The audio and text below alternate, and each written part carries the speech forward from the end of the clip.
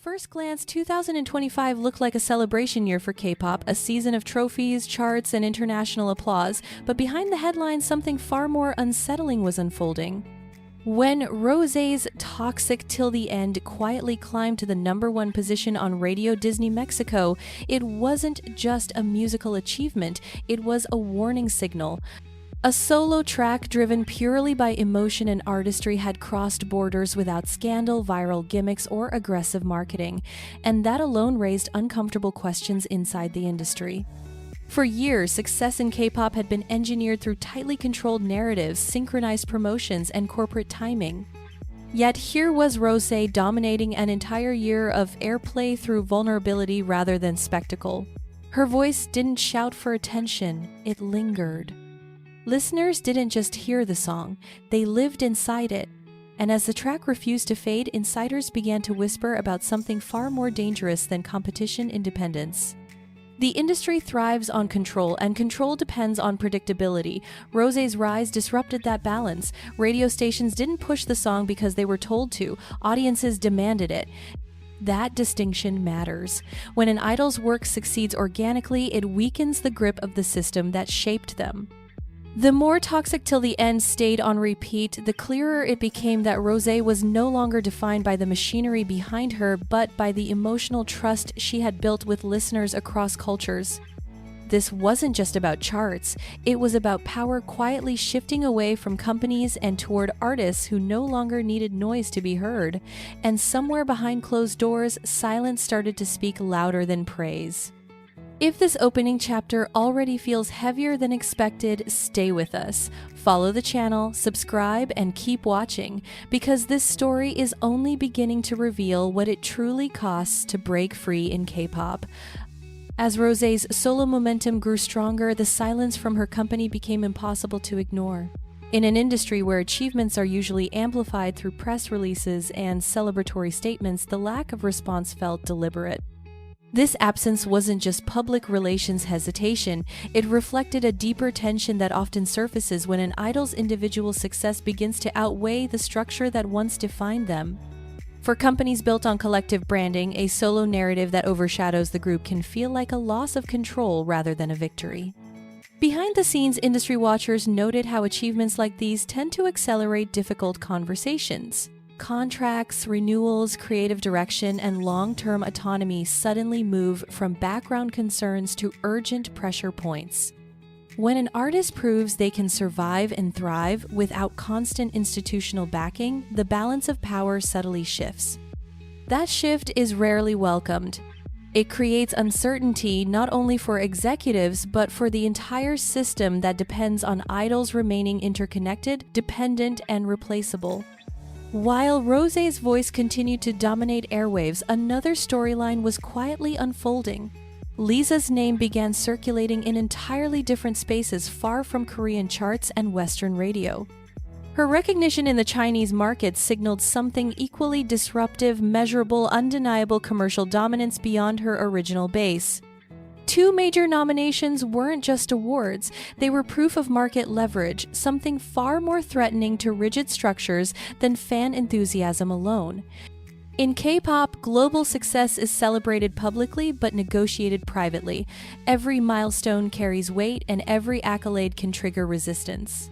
As Rosé's emotional artistry and Lisa's commercial power advanced on parallel paths, the industry faced an uncomfortable reality.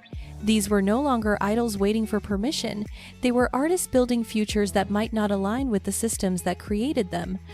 And when that happens, history shows one thing. Clearly, conflict is never far behind. By the time Lisa's nominations at the year-end China Awards were officially announced, the conversation had already shifted from celebration to calculation. Two major nominations in one of the most unforgiving markets in the world forced the industry to confront a reality it often tries to avoid. Success outside Korea is not just about visibility.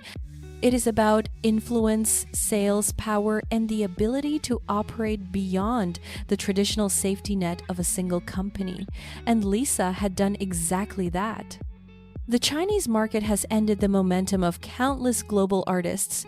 Cultural barriers, audience selectivity, and strict competition create an environment where reputation alone means nothing. Yet, Lisa's album didn't merely survive there, it dominated. Sales numbers spoke with brutal clarity, stripping away any argument that her success was inflated by fandom loyalty alone. This was measurable power, and power like that changes negotiations behind closed doors. As Lisa's profile expanded, a familiar tension resurfaced. In K-pop, idols are often expected to remain symbols rather than decision-makers, but recognition on this scale transforms an artist's position. With every nomination, her image evolved from performer to brand, from asset to authority. That transition is rarely smooth. It challenges management structures that rely on control rather than collaboration. At the same time, the spotlight began to widen. Jisoo, long known for her steady and restrained presence, stepped into an entirely different narrative. When reports confirmed her overwhelming number of nominations, it shattered expectations. 13 nominations weren't just surprising, they were destabilizing. They suggested that consistency, patience, and cross-market adaptability could be just as disruptive as explosive popularity. Together, these developments revealed a pattern the industry could no longer dismiss. Individual strength was no longer an exception. It was becoming a trend. And trends, when left unchecked, have a way of rewriting the rules that once seemed permanent. Jisoo's 13 nominations didn't just surprise the public, they unsettled the industry. In K-pop, longevity is often praised in words, but punished in practice. Idols are encouraged to stay visible, yet rarely allowed to evolve beyond the roles assigned to them. Jisoo's sudden dominance across multiple categories disrupted that contradiction. Her recognition wasn't built on noise or controversy. It was a result of years of restrained strategic patience and a slow accumulation of credibility that finally reached a breaking point. What made this moment especially uncomfortable was how difficult it was to dismiss. 13 nominations across different aspects of the industry meant her influence could no longer be framed as niche or secondary. She was no longer operating within a single lane. Music quality, collaboration, impact, and market response converged into one undeniable outcome. Jisoo had become a force that did not rely on spectacle to command attention. Her collaboration on Eyes Closed intensified that shift. Cross-cultural projects often fail under the weight of mismatched audiences, yet this one succeeded with precision. The response in China was not casual interest but sustained engagement, signaling trust rather than curiosity. Even the ripple effect, pulling a Western artist into record-breaking nominations, exposed the scale of the project's reach. This wasn't an isolated win. It was structural influence. As Lisa's commercial dominance and Jisoo's multi-layered recognition unfolded simultaneously, a pattern became impossible to ignore. These artists were no longer reacting to the industry. The industry was reacting to them. Behind polished statements and public silence, recalculations were happening. When idols stop fitting neatly into predefined boxes, pressure builds. And pressure in K-pop always precedes transformation. By the end of 2025, the conversation around Rosé, Lisa, and Jisoo had shifted beyond numbers, awards, and charts. What once looked like separate success stories now formed a much more unsettling picture for the K-pop industry. 3 different paths, 3 different strengths, yet all pointing toward the same conclusion: the system that once defined idol careers was no longer the only authority shaping their futures. Rosé proved that emotional authenticity could outperform engineered virality. Her year-long dominance on international radio revealed a dangerous truth for an industry built on formulas. When listeners choose connection over spectacle, control weakens.